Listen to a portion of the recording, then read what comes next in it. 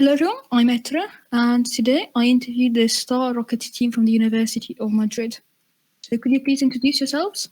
I am Saúl. I'm the STAR secretary now and member of the Avionics team. And I'm Alejandro. I'm currently the treasurer of the association. I'm also a systems engineering member and a simulation team member. How is your university? Well, currently I'm entering the 4th grade on the aerospace engineering degree. And it's pretty good, actually. I'm studying in English as well. And I haven't gone on Erasmus yet. I'm thinking going on Erasmus in the master. As we are aerospace engineers, we have to do the master almost obligatory because we want to not be in technical engineers, but full engineers, so we can sign projects and everything. So it's like a 6-year degree instead of 4, but it's like my final year. I'm going to present the end of degree course, end of degree project, sorry. And I'm also going to do the curricular internship. I don't know where yet, but it's what I'm thinking.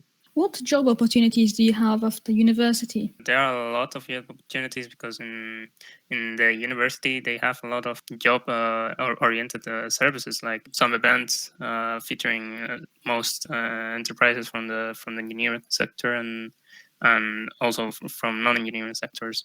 You could network with that in the events and actually get to know some enterprises that may not be as popular. Actually, we have in the university, we have people that in the year before, in the year after university, they get a job in one of these companies. What are your team's goals? Well, I believe the goals mainly is to do rockets and reusable rockets. We have done, I think, 3 of them. We have the first one that was a rocket that achieved an apogee of 350 meters. That was a very basic rocket made of phenolic carton and everything. And the next one was during the pandemic. We tried to, our plan was to make it everything handmade. We were planning to do a liquid motor as well, but the pandemic changed our plan. So we developed a carbon fiber body. And also we bought also a COTS motor. So in the end, it was intended for an apogee of 4 kilometers, 4.5 kilometers. And finally, it was the last year's rocket of EuRoC23 that was Aerodynamics. It was a COTS 9-kilometer apogee rocket, in which the body was entirely made of glass fiber and also a COTS motor. So we're intending also to achieve more sustainability because the budget is a bit reduced. So university doesn't give us a lot of money, which is a pretty big drawback. But we are intending to also to construct our own liquid propellant motor, which is going to be called Colibri. And I don't know, it's intended to be finished like in 2 years' time, or also that we are going to be using it on EuRoC as well. So it's mainly that we have many work lines. So we're intending mainly to achieve sustainability right now. So you're working on a liquid rocket? Exactly. Yes, we have developed the ignitor right now. It's being tested, and we are going to pass to the manufacturing of which is the motor itself. It's going to take a lot of time because what I said. We have a reduced budget and we have to use the money also for the rock competition right now. So it's going to be a bit extended in time, but we are going to try to finish it as fast as possible. Basically, we have this motor development as in parallel with our main project, which each year is EuRoC. We're trying to get to EuRoC every year, so we can launch every year. How do you recruit your members? Make presentation each year, public presentation that actually we upload to YouTube as well. From that, we get to know the university community and to meet with people that may be interested in joining. And we have normally a form to fill. Everyone interested just fills the form, and then normally it's up to each team, but normally they have an interview with them as well.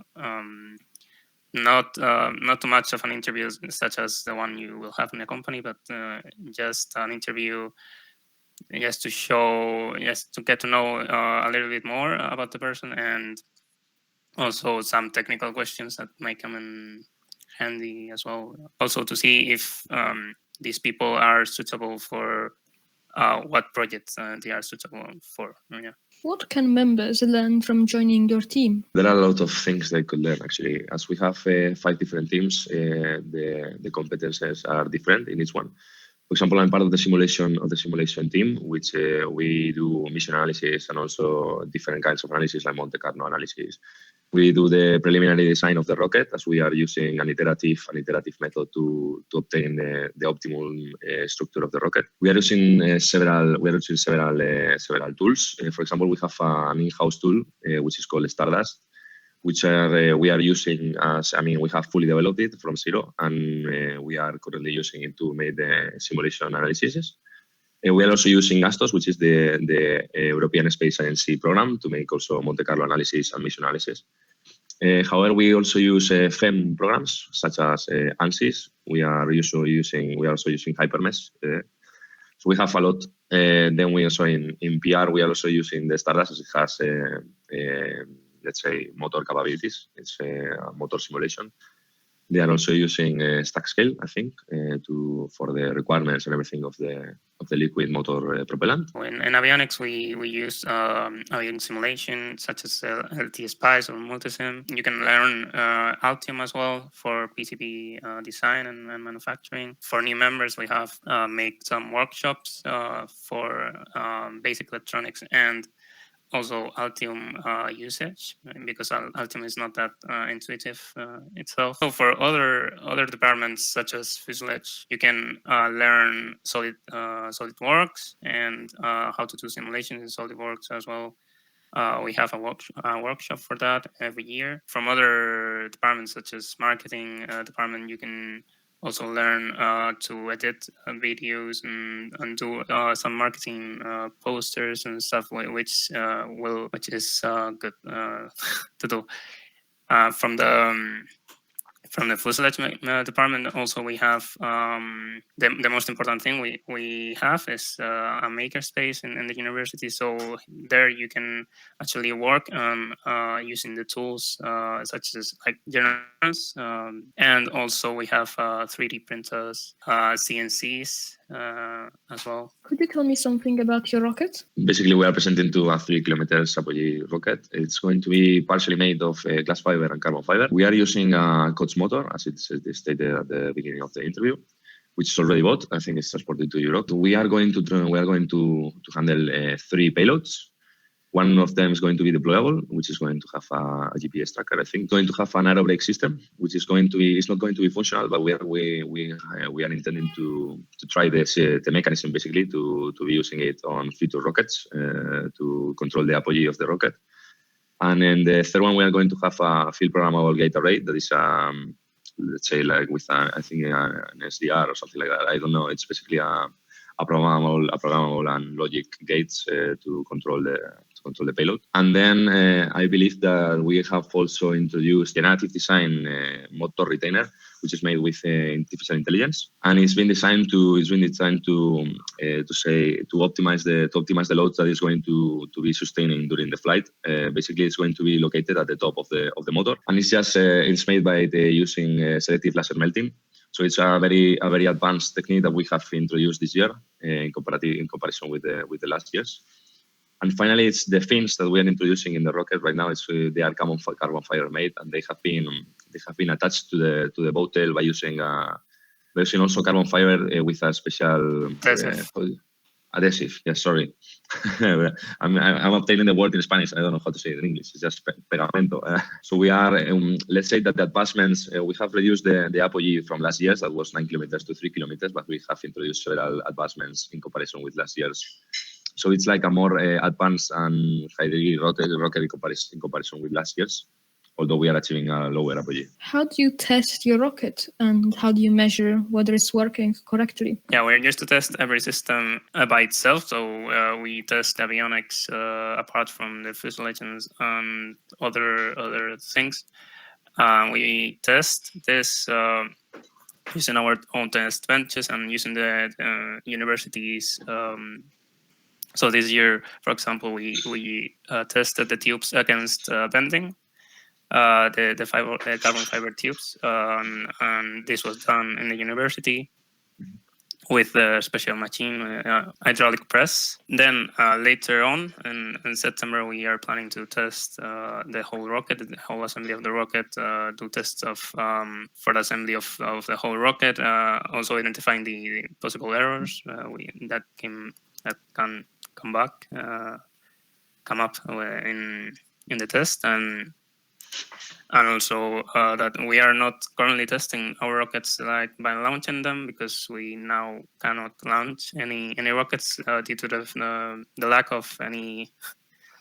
We don't have any legislation about rockets in Spain, so we have to make this a little bit less testable, and we have to make sure the design is all perfect.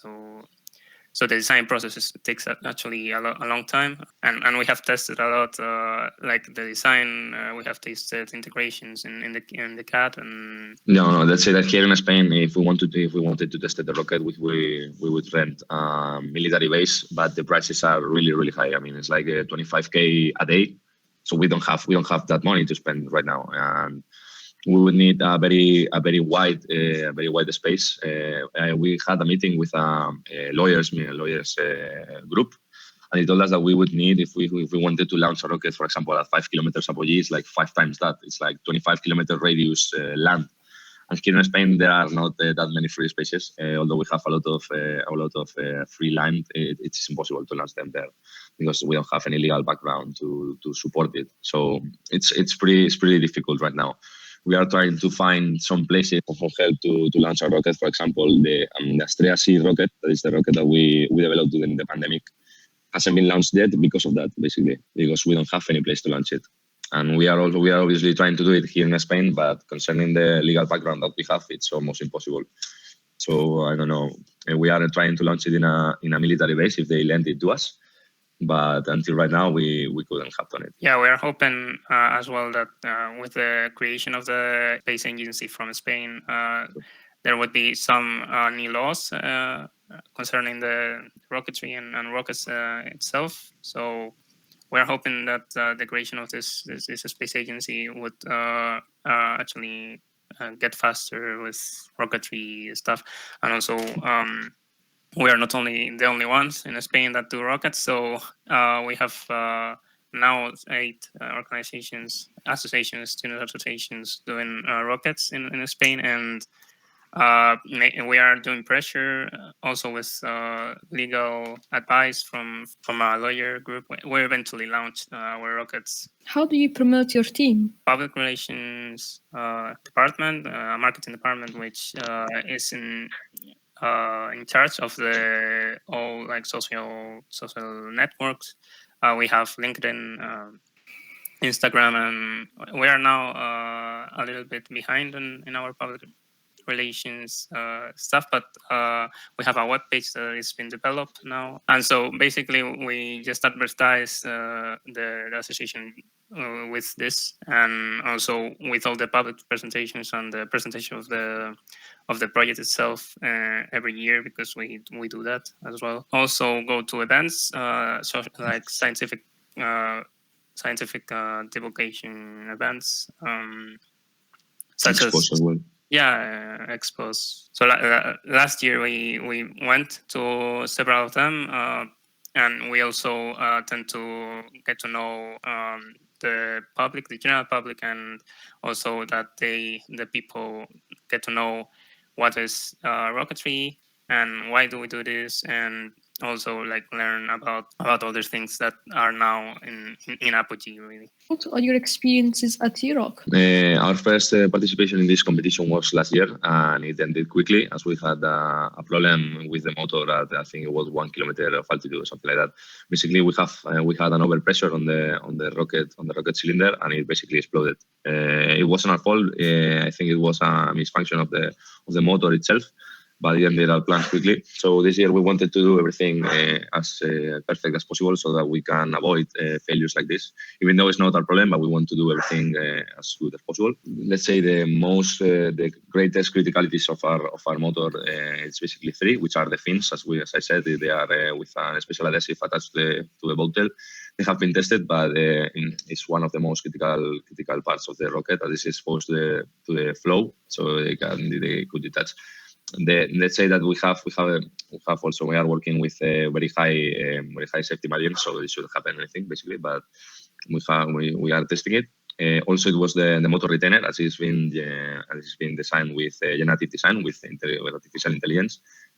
It is supposedly designed with a safety margin of 1.5, I believe, but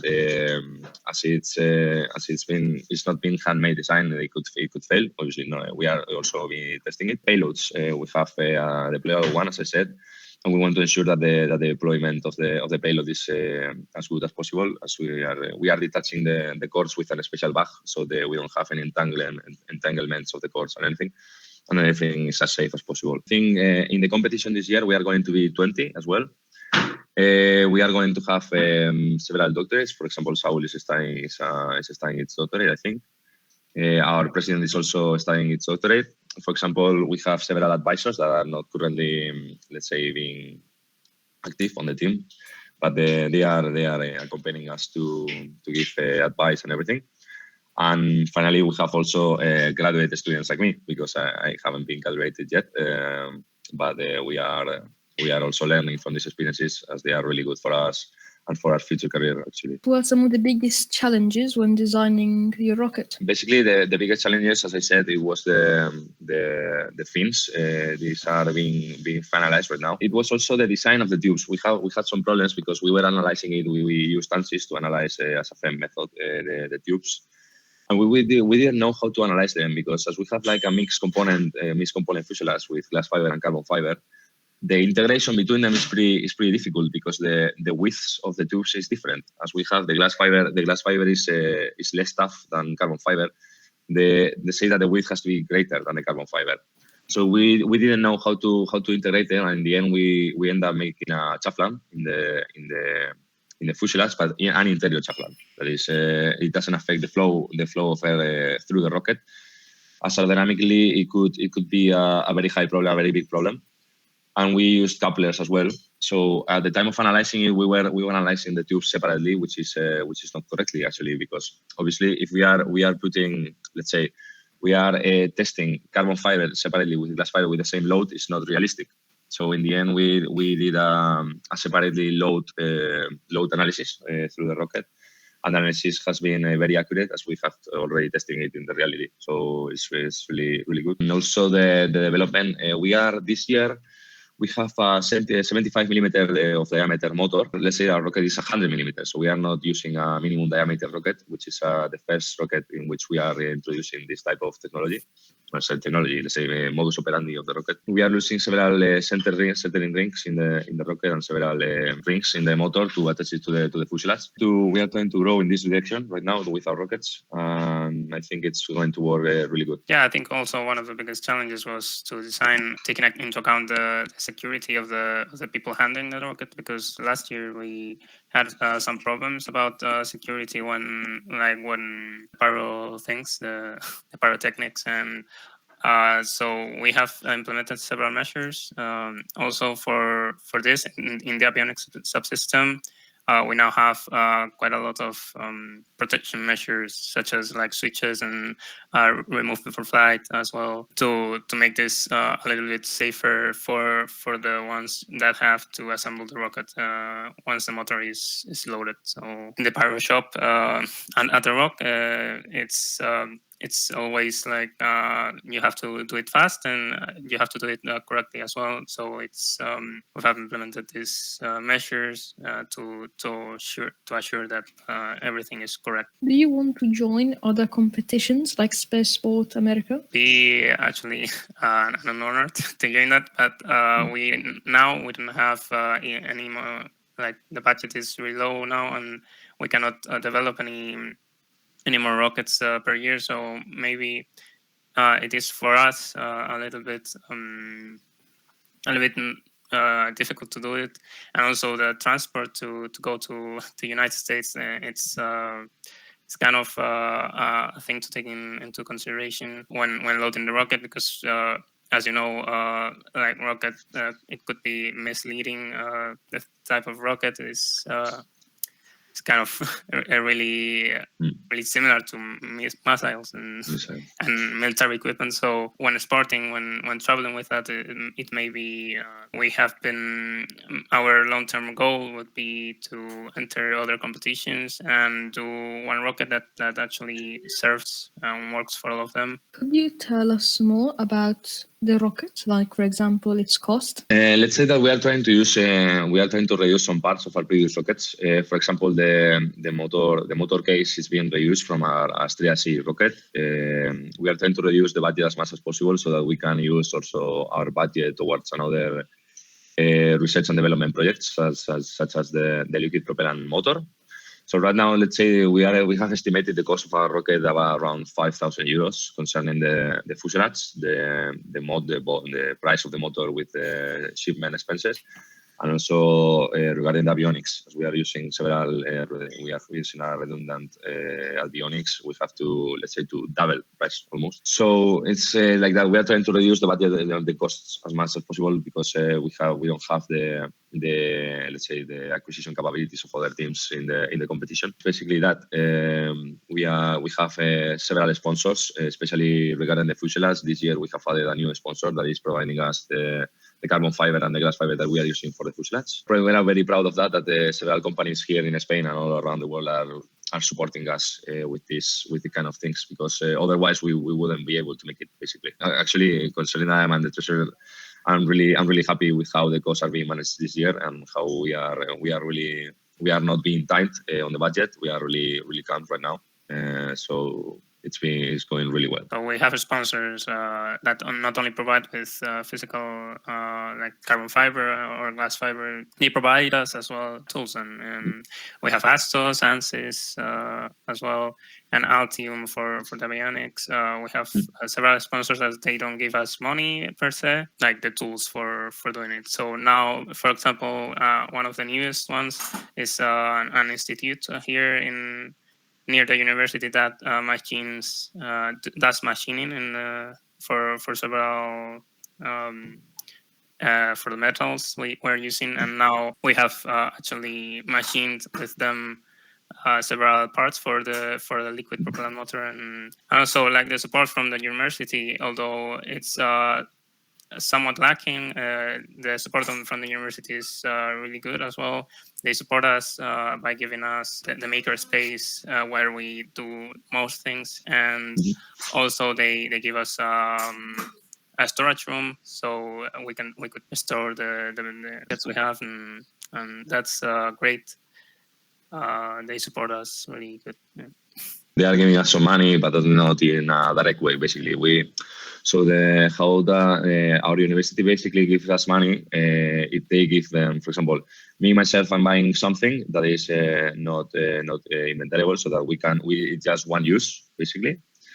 And I have to provide them with an invoice, and then they give us our money back. So it's not in a direct way. Basically, they also give us money in this way, which is really good. But it's not like liquid money that we can use every time. With our sponsors, I mean, we are gaining a lot of them, and I say it again. If it weren't because of them, we wouldn't be able to do this. How much of the rocket do you build yourself, and how much do you make sponsors build your rocket? We do not make sponsors build our rocket. It's just we use normally so for example, for this institute for machining, we use their resources for basically constructing this.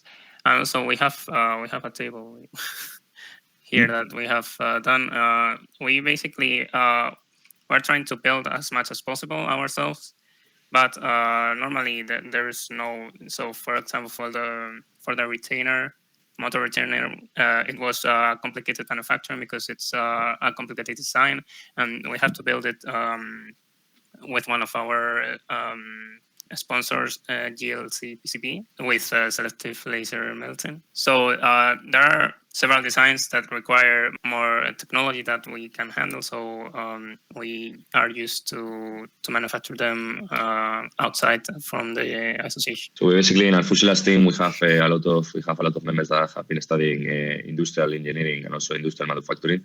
So they know a lot of the machines they are using. For example, for the manufacturing on the manufacturing of the tubes, it's really they have been developing their skills, and it's really nice. But for example, for the selective laser mating, we need several advanced machines that we can basically afford because they are really, really expensive. So for those kind of manufacturings, we are let's say that the 95% of the motor of the rocket is made ourselves. But let's say that the most critical parts or most expensive, manufacturably expensive. And also the ones that we basically don't have the measures to do them, it's done by others. We are implementing new methods of manufacturing, such as sand casting, selective laser melting. This year we have sand casted the tip. There's an aluminum tip. So we basically design everything, and we also use 3D printing, CNC, everything. Like we are using a wide variety of manufacturing methods for our rocket. What software do you use to design the rocket? Currently, the one that we are using mainly is the one that we have developed ourselves, which is called STAR UC3M. It's an in-house tool that we have done from scratch. It's really advanced as it is giving up several capabilities. We are basically designing the pre-design of the rocket from there. It's a program that allows you, it's similar to OpenRocket. It allows you to basically introduce the parts of the rocket and then analyze it afterwards with a mission analysis module. And it's really good as it allows you to analyze several measurements, like obviously the altitude. It allows you to the airspeed, the attitude of the rocket, as the pitch, the yaw, and the roll angles, the roll yaw and pitch rates, everything. And then it also allows you to make a Monte Carlo analysis, so that you basically launch several mission simulations with changing different things with a standard deviation that is introduced in the module. And it basically gives you, which is called the thrust ellipses, so that we can analyze how changing the variables of the simulation, how does the rocket behave. We are also trusting other programs such as ASTOS, as I mentioned, which is the the European Space Agency program, which is also being used in parallel with the Stardust. For Avionics, we only use Altium and simulations for LT-SPICE and multisim for circuit simulations. What electronics do you use? In the rocket this year, we are implementing redundant electronics. We have the CATS, which is the commercial avionics module that is mandatory from EuRoC. So that is, and also we are implementing our own onboard computer, which is a custom-made. We design and we fabricate and solder the PCBs. It's based on STM microcontroller, and we've been working on it for this year and last year as well. We use some sensors. We use a barometer, a magnetometer, and EMU. We do have cameras. We are now independent from the Avionics system because we didn't want them to interfere with the rocket. So basically, we will have our own independent system for the camera in the rocket.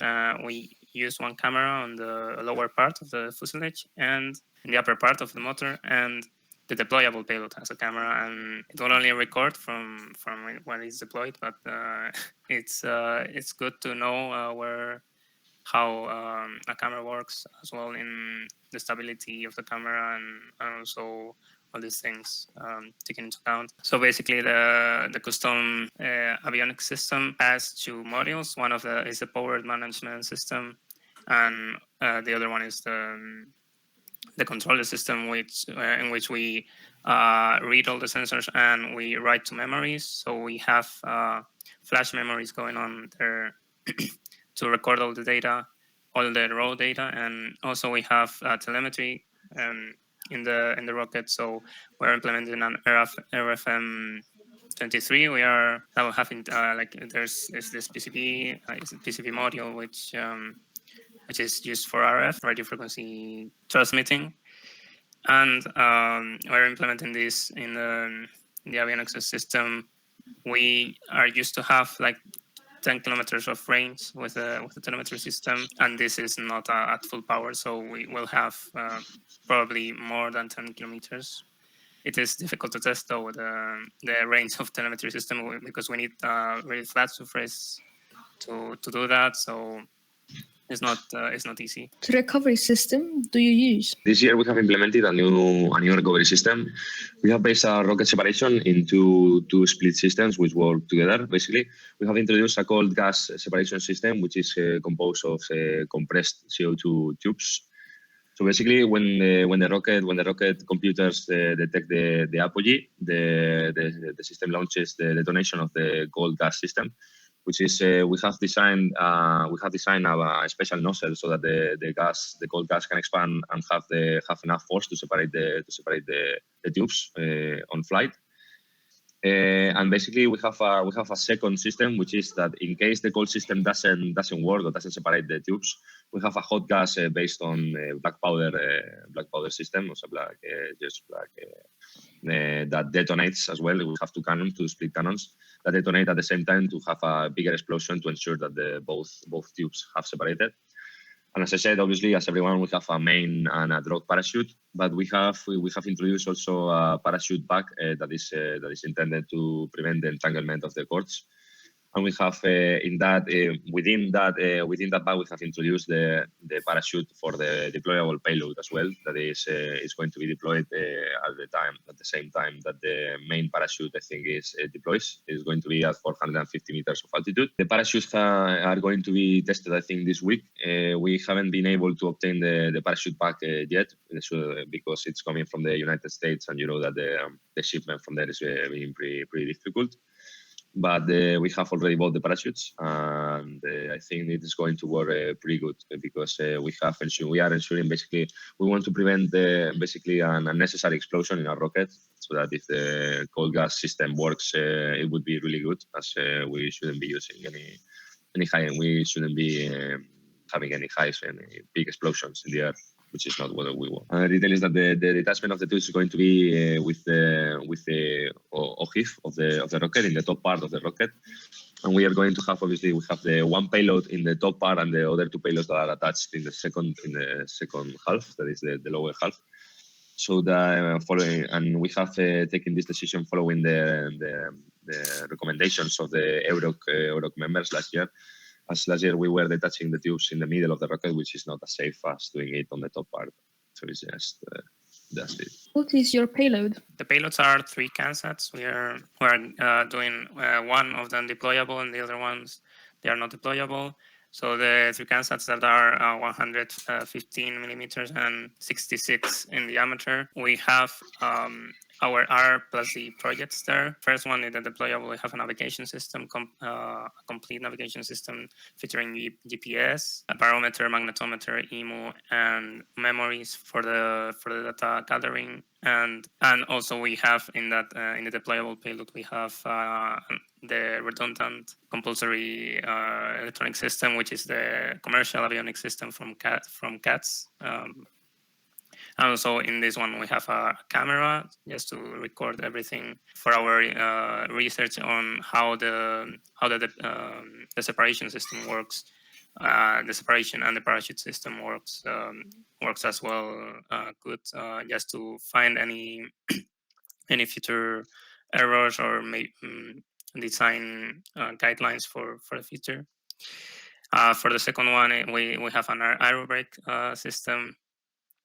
We developed ourselves. The aerobrakes, they do not deploy in the outside of the rocket, so mainly they do not affect the mission of the rocket. It's just to do a research for future rockets, and to come up with an algorithm for the deployment of these aerobrakes. In this one, we have as well telemetry. in our rocket. So we have this barometer and accelerometer to know when to deploy to know when to deploy the aerobrakes, and we also have the telemetry for the recording. So we are basically comparing all 3 avionics systems in the rocket. So yeah. And the last one is FPGA. It's basically hardware design. So we have fully developed this FPGA PCB, and we intend to integrate this as our own GNSS receiver system, SDR, software defined radio.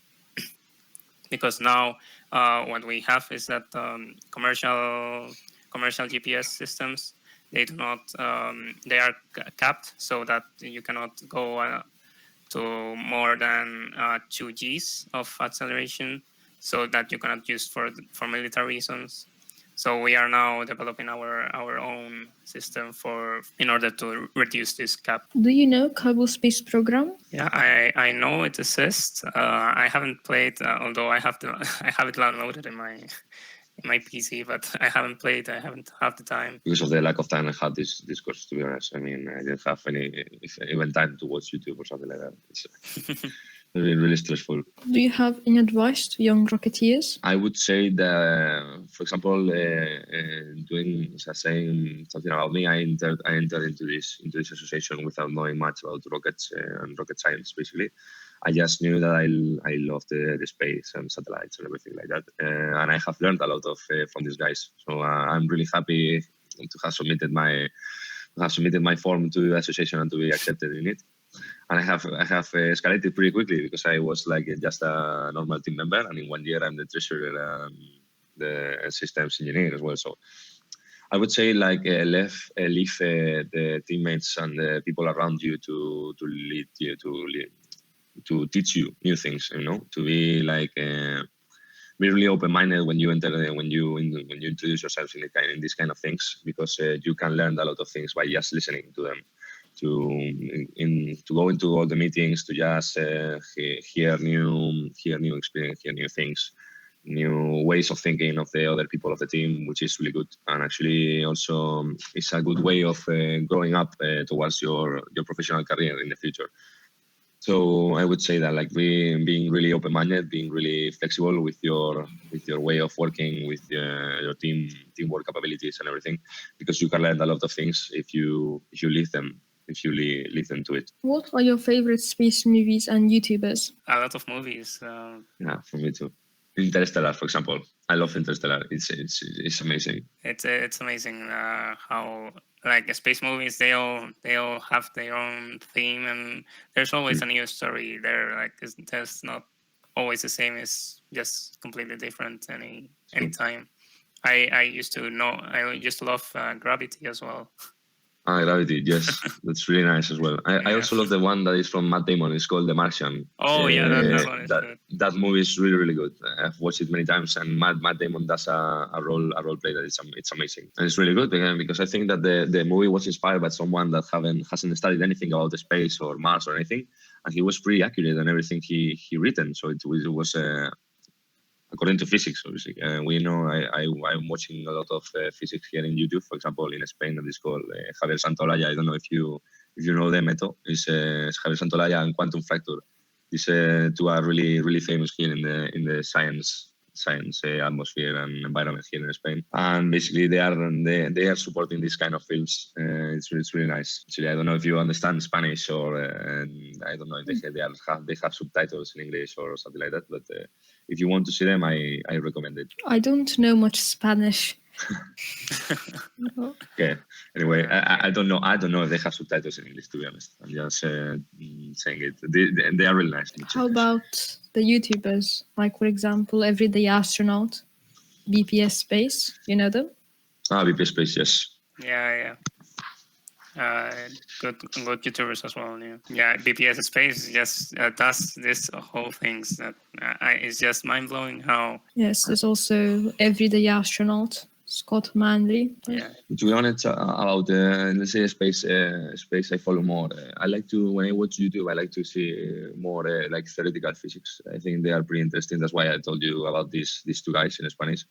Regarding the English speakers, I don't watch many of them. I like to watch English speaking, but more like entertainment and think about this. I like, for example, the Sidemen, which are really nice. I mean, I laugh a lot with them. It's really good. I also watch some electronics YouTubers such as Robert Feranek or FaceLab. Yeah, I'm an electronic guy. Do you have any questions for me? What do you want to study in the future? You want to fully go inside rocketry and rockets, or do you plan on doing any other? I would definitely like to get in a rocketry team, also because, well, basically whatever you want to do, there's something you can do in a rocketry team, from electronics to propulsion, aerodynamics, basically everything. And what is the field you like the most about them? I mean, probably the one that I like the most is propulsion. Quite Very interesting. nice. Well, propulsion here in aerospace engineering, we haven't seen much. I mean, we have seen obviously turbojets and turbofans as we are studying aerospace engineering.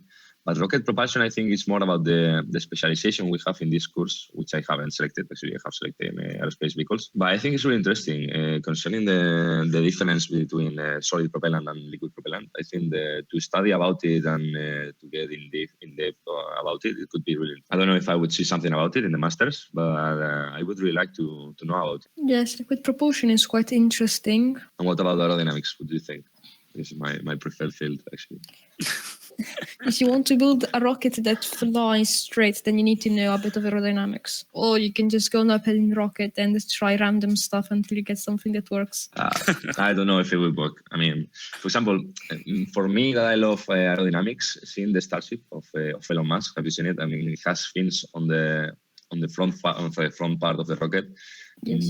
That aerodynamically is really unstable because it tends the rocket to move from its equilibrium point. And I don't know how they're doing. I mean, they have bigger fins on the back, so it's really not super unstable. It's still not stable. Yeah, I know, but it ends up inducing it because the difference, I mean, the center of mass of the rocket is moved towards the bottom. So introducing, even though they are smaller fins, they introduce also an instability moment in the rocket. So I know these are functional with servo motors and everything, which is pretty interesting. Actually, I think they have done a very high edge engineering work in it, but I don't know. It's like really good. I know it's for landing on the surfaces of planets and everything because it's easier to land when you are like horizontally instead of vertically.